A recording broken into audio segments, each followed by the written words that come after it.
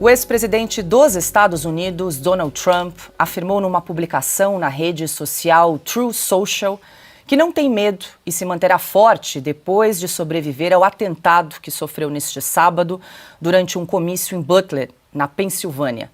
Abre aspas. Obrigado a todos por seus pensamentos e orações ontem, pois foi somente Deus quem evitou que o impensável acontecesse. Nós não teremos medo.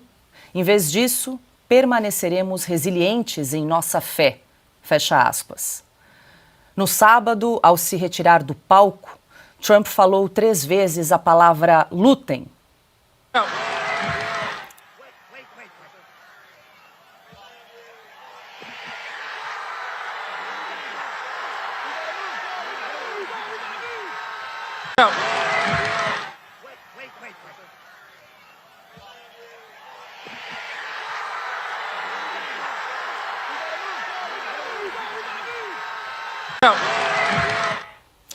O atirador foi identificado como Thomas Matthew Crook, de 20 anos. Ele se posicionou num telhado a cerca de 150 metros do palco e usou um fuzil AR-15. Ele era da Pensilvânia e foi morto pelas forças de segurança. Um brasileiro que assistia ao comício de Trump também fez um vídeo do atirador. Lá em cima, né? Aqui, ó. You can see the guy there. I think they hit him because the guy he looks dead. Tá vendo?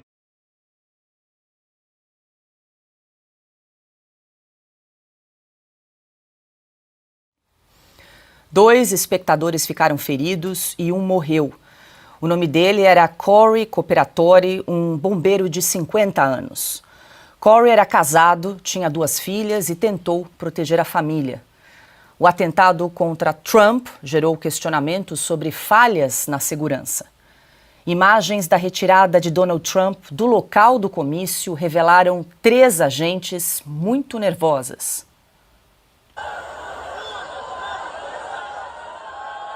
A gente percebe nesse vídeo que nós estamos exibindo que uma das agentes não consegue encaixar a pistola no coldre esquerdo. Momentos depois, aí, todas as agentes simplesmente saem, abandonando o posto que deveria guardar ao lado do veículo presidenciável. Segundos depois, elas retornam até a saída. O secretário de Segurança Nacional dos Estados Unidos, Alejandro Mayorkas, admitiu nesta segunda-feira que a tentativa de assassinato contra o ex-presidente pré-candidato republicano à Casa Branca se deveu a uma falha de segurança. Bom, Ana Paula Henkel, muito boa noite. Vamos começar com você. A gente tem muito para comentar sobre esse episódio que ocorreu no sábado. Vamos falar sobre a repercussão da imprensa, falhas na segurança, os impactos no mercado também desse atentado, os efeitos na campanha eleitoral. Temos muito aqui para conversar a respeito. Agora, eu queria primeiro te perguntar, até como uma curiosidade, né, porque você estava aqui no estúdio da Revista Oeste no sábado, se preparando para entrar ao vivo no nosso programa de todos os sábados, Outra Coisa, né, com o Guilherme Fiuza, a Adriana Reide e a Nívia Calmar. E aí você ficou sabendo, teve a notícia do seu marido que estava nos Estados Unidos que tentaram matar Donald Trump. O que passou pela sua cabeça quando você recebeu primeiramente a notícia, Ana? Boa noite, Paula. Boa noite, Cauti. Boa noite, Piotr, mestre Augusto. Que bom, né? Casa cheia aqui. Paula, primeiro acho que eu tenho que deixar o meu agradecimento à brilhante equipe da Revista Oeste. Nós ficamos 4 horas no ar no sábado. 4 horas. Nós começamos às 8 da noite, encerramos um pouco depois da meia-noite, trazendo a cobertura exclusiva. Eu checando informações dos Estados Unidos diretamente, checando informações de pessoas dentro do Partido Republicano, que tinham pessoas lá na Pensilvânia. Então, nós já sabíamos, né? Nós tínhamos todo um roteiro que o Guilherme Fiuza preparou para a gente, para Outra Coisa, e literalmente 10 minutos antes do programa eu recebi, como você disse, uma mensagem do meu marido dizendo: tentaram matar Donald Trump. Aí eu falei: tem certeza? Porque a primeira coisa, né, que o jornalista pergunta é: tem certeza? De onde é a fonte? E ele me mandou um breaking news da televisão, já com todas as imagens, e eu falei para o Guilherme Fiuza, o Fiuza falou para o nosso querido Cleiton Ubinha: derruba tudo, todo o roteiro, nós vamos cobrir outra coisa. Exatamente.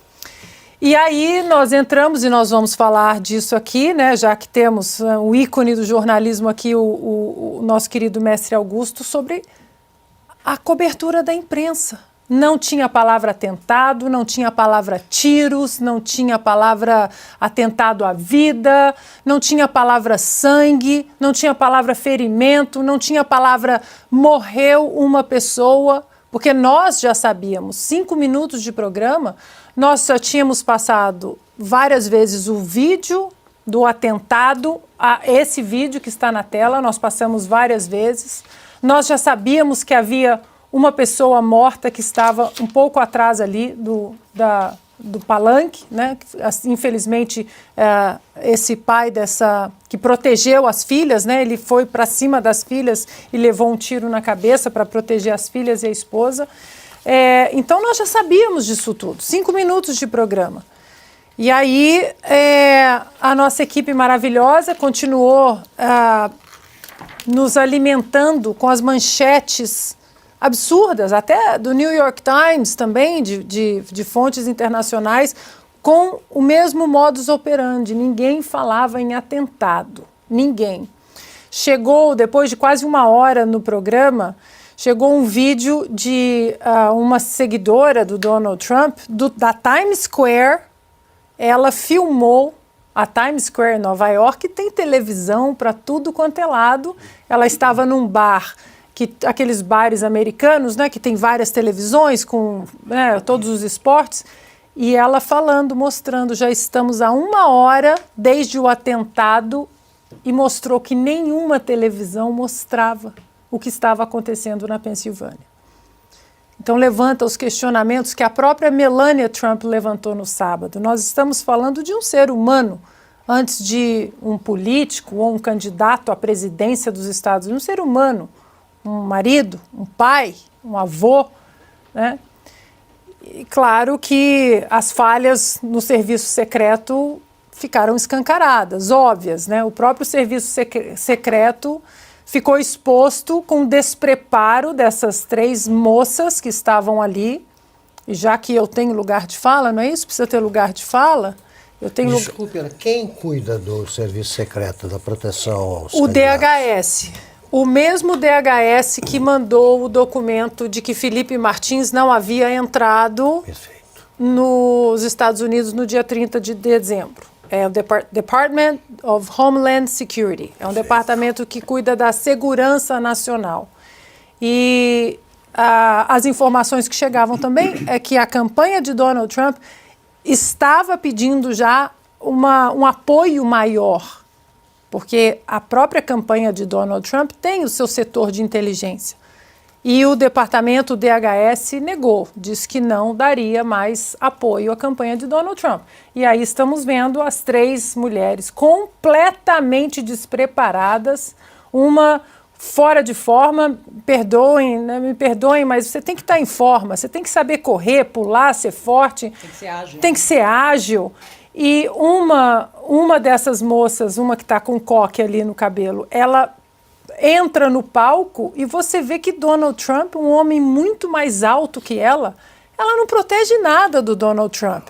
Porque aquela força, aquela roda que eles fazem em torno do Donald Trump, todos aqueles homens e agentes, eles estão com colete à prova de bala. Então eles fazem um escudo. E essa moça de coque no cabelo tenta proteger Donald Trump, mas Donald Trump com a cabeça para fora daquele círculo. Agora, é a agenda woke, né, da administração Biden. Tem que ter mulher, tem que ter negro, tem que ter homossexual, tem que ter indígena, tem que ter, independentemente se for mulher, negro, homossexual, tem que saber fazer o serviço que está sendo prestado. Nesse caso, nós estamos falando de agentes secretos. Olha, que proteção essa mulher dá a Donald Trump? Qual a proteção que ela está dando com o corpo dela a Donald Trump? Pois é, Adalberto Piotto, muito boa noite. A gente está repetindo aqui as imagens várias vezes, tanto do momento do atentado, agora a gente vê Donald Trump com o punho em riste, né? Ele fala 3 vezes a palavra fight. Lutem, lutem, lutem, logo depois de sofrer esse atentado, ele ainda com sangue na lateral aqui da orelha e também um pouco respingando na face, né, no rosto, quando ele é retirado, então, do palco, logo depois de sofrer esse atentado. Eu queria puxar esse gancho aí que a Ana falou sobre a falha no esquema de segurança.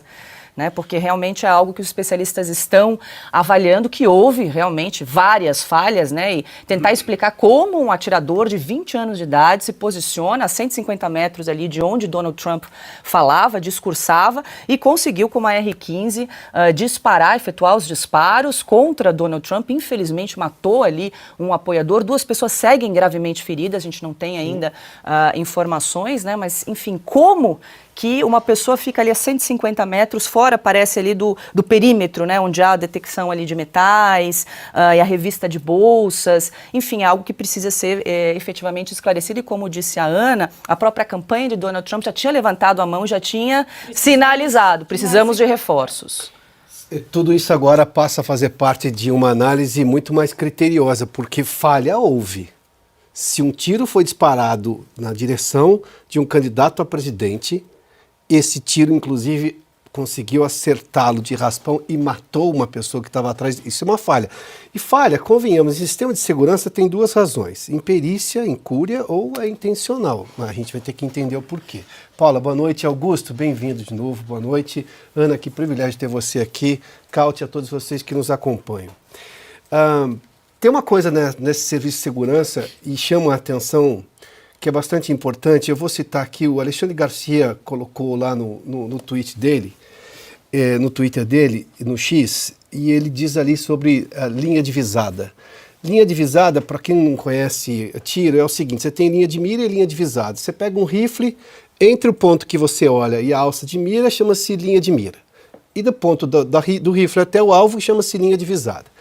Para o serviço secreto conseguir alvejar esse atirador lá a 150 metros de distância, logo depois, quer dizer que eles estavam enxergando esse sujeito.